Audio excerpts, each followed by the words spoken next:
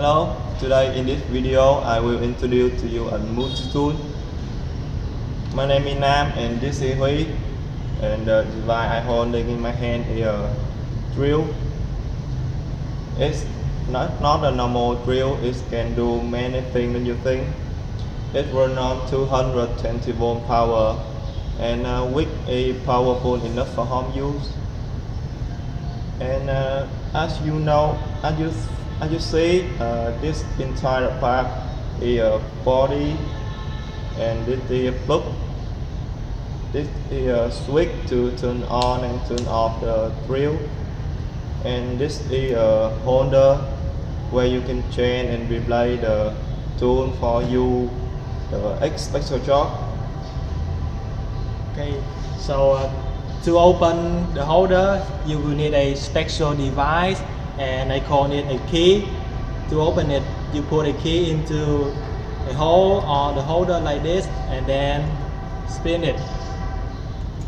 Okay, put like this, and then spin it. When spinning, you got to spin it tight, or the drill will fall down.